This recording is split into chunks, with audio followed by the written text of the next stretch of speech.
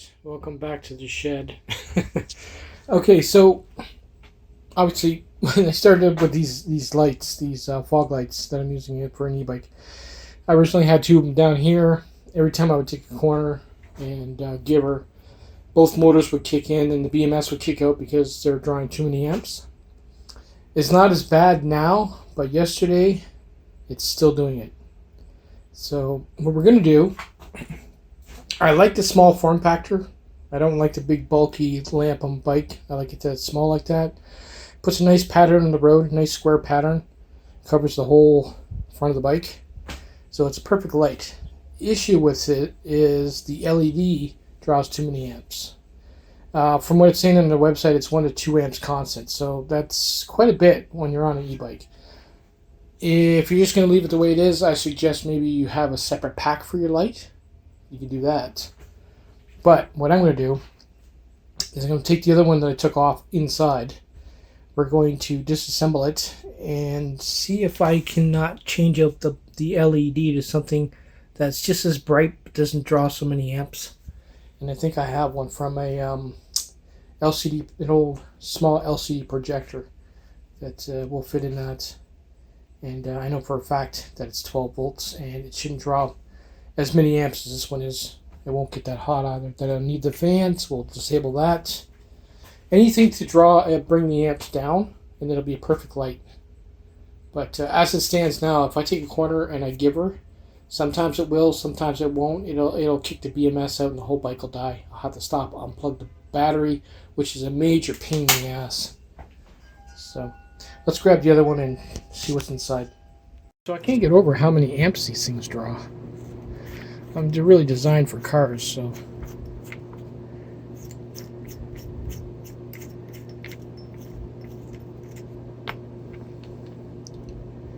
And it's not huge. See, I totally don't get that.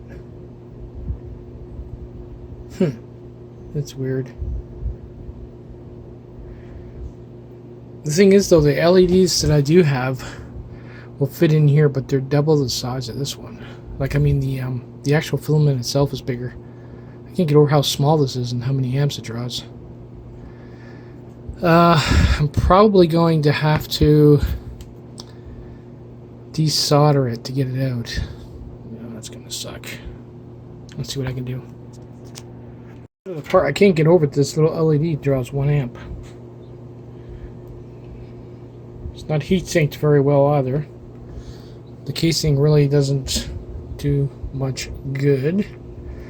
Let's take the back off and see if we can't pull the guts out. Maybe it's the inverter inside of it that's drawing all the amps. Sucks. So basically it's the inverter that's in it that's drawing all the amps, not the LED itself. Probably not even a 12 volt LED. I think it's like a 3. Only 3 cells on each row, so I'm guessing it's probably 3 volt or a 6 volt. And then this is, steps it down, but this uses a hell of a lot of amps. Anyway, it's dead. There's really not much you can do with this light, as you can see. This LED will work, but it don't fit in there. And I got nothing smaller than that, but this one here works pretty good. So I think that's pretty much it for that light. I'm not going to suggest you use them for e-bikes unless you have a separate pack, which I'm not going to bother doing. What I am going to do is I'm going to use the first one that I had on the bike because it mounted so well and it was the right size. It's solid aluminum. I ended up blowing this one up not too long ago by putting full pack voltage through it, not knowing that it was only a 12 volt light, and as you can see, it blew it up quite well. It was a Cree. So what we're going to basically do is mount this chip into this, line it up with this, and be done with it. Well, I took the light downstairs, hooked it up, and it lasted about 5 minutes before it blew. The LED might have been bad before I started the mod. So these lights really are better left for cars. There's not much you can really do with them, mod-wise. I'm just going to toss it in the garbage, because I can't use it. And they're not really a moddable type of LED, like the size-wise. I'm going to be going back to these for now. I've never had any problems with these. It's a little bit chunky, but at least you don't run the battery down. Pretty efficient. Actually, I don't even need this on a switch. This light here can run 24/7, and doesn't even show up on the battery as a blip.